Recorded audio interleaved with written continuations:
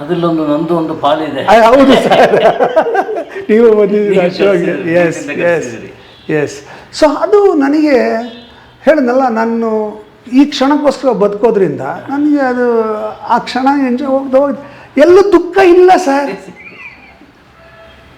ದುಃಖ ಪಡೋಕ್ಕೆ ಅವಕಾಶನೇ ಆಗಿಲ್ಲ ನನಗೆ.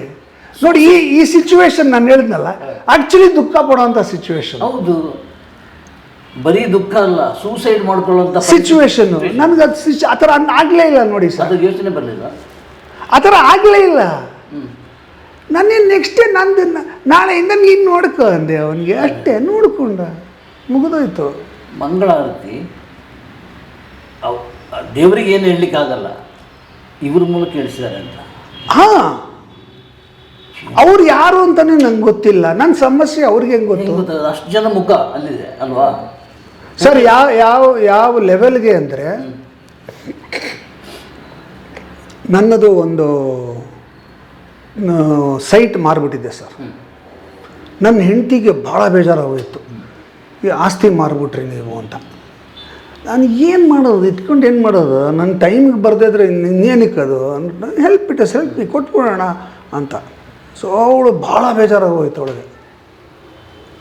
ಅದನ್ನು ಹೇಳ್ದ ಆ ಮನುಷ್ಯ, ನೀವು ಪ್ರಾಪರ್ಟಿ ಮಾಡಿದ್ರಿ ಅಂತ ಬೇಜಾರು ಮಾಡ್ಕೋಬೇಡಿ. ಅಮ್ಮ, ನೀವು ಯಾಕೆ ಬೇಜಾರು ಮಾಡ್ಕೋತೀರಾ? ಅವ್ರು ಮಾಡಿದ್ದು ಕರೆಕ್ಟು. ಅದನ್ನು ಇದನ್ನು ಹೆಂಗೆ ಹೇಳ್ತಾರೆ ಸರ್? ಅವ್ರಿಗೆ ಹೆಂಗೆ ಗೊತ್ತು ಸರ್ ನಾನು ಒಂದು ಪ್ರಾಪರ್ಟಿ ಮಾರಿದ್ದೀನಿ ಅಂತ? ಅಂದರೆ ಅಷ್ಟು ಕೂಲಂಕುಷವಾಗಿ ನಾನು ಏನೇನು ಪ್ರಶ್ನೆ ಮಾಡಿದ್ನೋ ಅಷ್ಟೂ ಪ್ರಶ್ನೆಗೆ ಉತ್ತರ ಕೊಟ್ಟರು ಅವರು. ಅದು ಹಾಗೆ ನಡೀತು ಸರ್. ನೆಕ್ಸ್ಟ್ ಡೇ ಮಾರ್ನಿಂಗೇ ಬಂತು. ನಾನು ಹೇಳ್ತಲ್ಲ, ಒಂದು ದಿವಸದಲ್ಲಿ ಶೂಟಿಂಗ್ ಶುರು ಮಾಡಿಬಿಟ್ಟೆ. And it is going on now strong. ಎಲ್ಲ ಎವ್ರಿಥಿಂಗ್ ಈಸ್ ಪಾಸಿಟಿವ್, ಯಾವುದು ನೆಗೆಟಿವ್ ಆಗಲೇ ಇಲ್ಲ. ಸೊ ನನ್ನ ಜೀವನದಲ್ಲಿ ದುಃಖದ ಘಟನೆಗಳೇ ನಡೆಯಲ್ಲ ಸರ್. ನಾನು ಆ ಥರ ತೋಳೋದೇ ಇಲ್ಲ ಯಾವುದನ್ನು. ಆರಂಭದ ಅಂದರೆ ಎಜುಕೇಷನ್ ಟೈಮ್ನಲ್ಲಿ ಬಡತನ ಏನಾದರೂ ಇತ್ತಾ? ಬಡತನ ಅಂತಿರಲಿಲ್ಲ. We are typical middle class family. ನಮ್ಮಪ್ಪ ಒಬ್ಬರೇ ಅರ್ನಿಂಗ್ ಮೆಂಬರು. ಅವರು ಸಂಪಾದನೆ ಮಾಡ್ತಿದ್ದು ತುಂಬ ಕಡಿಮೆ. ಅದರಲ್ಲಿ ನಾವೆಲ್ಲ ಜೀವನ ಮಾಡ್ತಿದ್ವಿ. ಓದೋದಕ್ಕೆ, ಎಜುಕೇಷನ್ಗೆ ನಮ್ಮಪ್ಪ ಯಾವತ್ತೂ ಕೊರತೆ ಮಾಡಲಿಲ್ಲ. ಅದಕ್ಕೆ ಅವ್ರು ಏನು ಸಾಲ ಮಾಡಿದ್ರು ಏನೋ ಮಾಡಿದ್ರು ನಮಗಂತೂ ಒಳ್ಳೆ ಎಜುಕೇಷನ್ ಕೊಟ್ಟರು. ಆಮೇಲೆ ನಾನು ಸಖತ್ ತಿಂಡಿ ಪೋತ ಸರ್. ಚೆನ್ನಾಗಿ ತಿನ್ಬೇಕು ನನಗೆ, ಎಲ್ಲೋ ಇದು ತಿನ್ನು ಅಂತ ಆಸೆ ನನಗೆ. ಮನೆಯಲ್ಲಿ ಅದನ್ನೆಲ್ಲ ಕೊಡಿಸುವ ಕೆಪಾಸಿಟಿ ಇರಲಿಲ್ಲ. ನಮ್ಮಮ್ಮ ಏನು ಅಡುಗೆ ಮಾಡೋರೋ ಅದೇ ಅಡುಗೆ ಅಷ್ಟೇ. ಬಟ್ ನನಗೆ ಅದೊಂದು ತುಡಿತಾ ಇತ್ತು. ಸೊ ನಾನು ಸಣ್ಣ ಪುಟ್ಟ ಕೆಲಸ ಮಾಡ್ತಿದ್ದೆ ನನಗೆ ಓದುವಾಗಲೇ. ಈ ಮಾರ್ಕೆಟ್ ರಿಸರ್ಚ್ ಮಾಡೋದು, ಅದಕ್ಕೆಲ್ಲ ಹೋಗೋದು. ಆಮೇಲೆ ಸೇಲ್ಸ್ ಹುಡುಗನ ಥರ ಹೋಗೋದು, ಅಂಗಡಿಗಳಲ್ಲಿ ನಿಂತ್ಕೊಂಡು ಸೇಲ್ಸ್ ಹುಡುಗರ ಥರ ಕೆಲಸ ಮಾಡಿ, ಲುಂಗಿ ಮಾರೋದು, ಪೇಪರ್ ಹಾಕೋದು, ಇವೆಲ್ಲ ಮಾಡಿ ನಾನು ದುಡ್ಡು ಸಂಪಾದನೆ ಮಾಡ್ತೆ.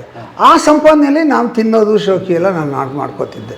ಸೊ ಬಡತನ ಅಂತ ಪರ್ಸೆ ಇರಲಿಲ್ಲ. But we were not rich also. So ಹಂಗೆ ಬದುಕುತ್ತೆ.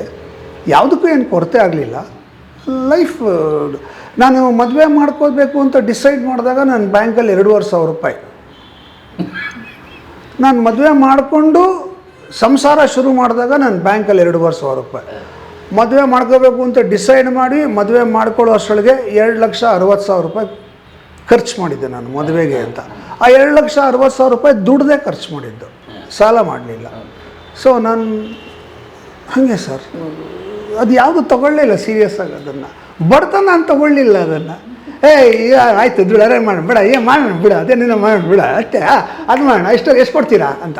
ಸರ್ ನಾನು ಹೆಂಗೆ ಕೆಲಸ ಮಾಡ್ತಿದ್ದೆ ಅಂದರೆ, ದೂರದರ್ಶನಲ್ಲಿ ಸ್ಕ್ರಿಪ್ಟ್ ಸಬ್ಮಿಟ್ ಮಾಡೋಕ್ಕೆ ಮೊದಲು ಫೈಲಲ್ಲಿ ಹಿಂಗೆ ಹಾಕ್ಬಿಟ್ಟು ಹಿಂಗೆ ಕ್ಲಿಪ್ ಮಾಡಿಬಿಟ್ಟು ಫೈಲ್ ಹಾಕ್ಕೊಡೋರು.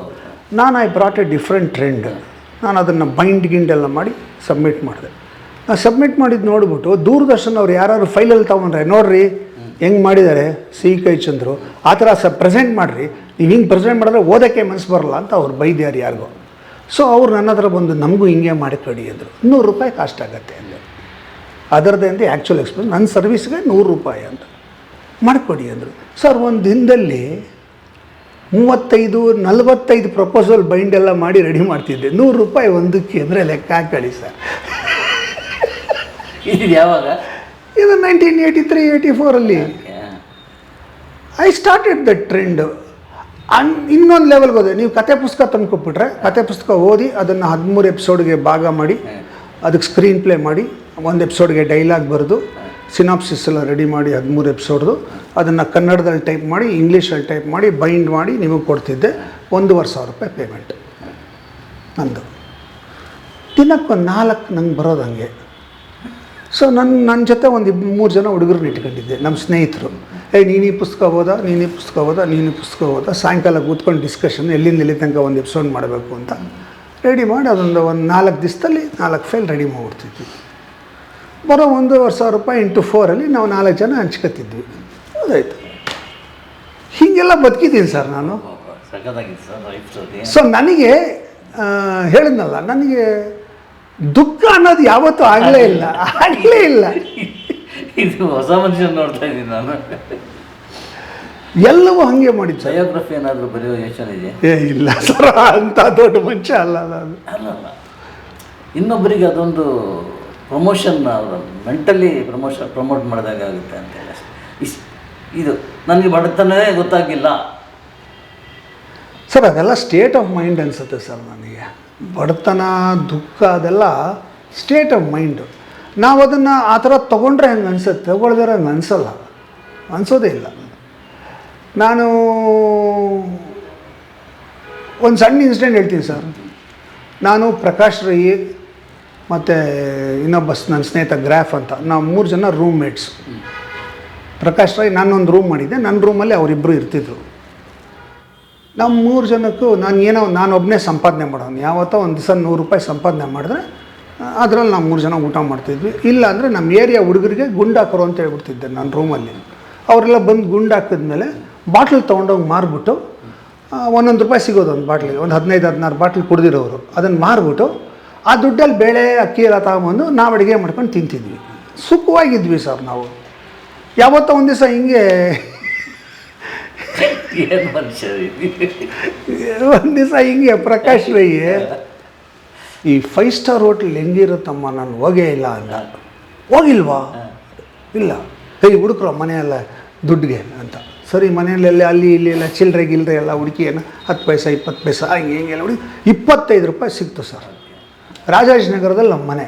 ನಾನು ಶ್ರೀನಿವಾಸ್ ಗ್ರಾಫ್ ಅಂತ ಅಂದ್ಕೊತೀವಿ, ಅವನು ಪ್ರಕಾಶ್ ರೈ. ಮಧ್ಯರಾತ್ರಿ 12 ಗಂಟೆಗೆ ರಾಜಾಜಿನಗರದಿಂದ ವಿನ್ಸನ್ ಮೆನರ್ಗೆ ನಡ್ಕೊಂಡು ಹೋದ್ವಿ ಸರ್. ನಡ್ಕೊಂಡು ಹೋಗ್ಬಿಟ್ಟು ಒಂದು ಪಾಟ್ ಕಾಫಿ ಆರ್ಡ್ರ್ ಮಾಡಿದ್ವಿ. ಒಂದು ಪಾಟ್ ಕಾಫಿ 25 ರೂಪಾಯಿ. ಅದರಲ್ಲಿ 2 ಕಾಫಿ ಕೊಡ್ತಾರೆ, ಒಂದು ಪಾಟ್ ಕಾಫಿ. ನಾವು 3 ಜನ ಕುಡಿದ್ವಿ ಸರ್. ಅದನ್ನು ವಾಪಸ್ ನಡ್ಕೊಂಬಂದ್ವಿ. 5 ಸ್ಟಾರಲ್ಲಿ ಕಾಫಿ ಕುಡಿದ್ವಿ ಅಷ್ಟೇ ಸರ್.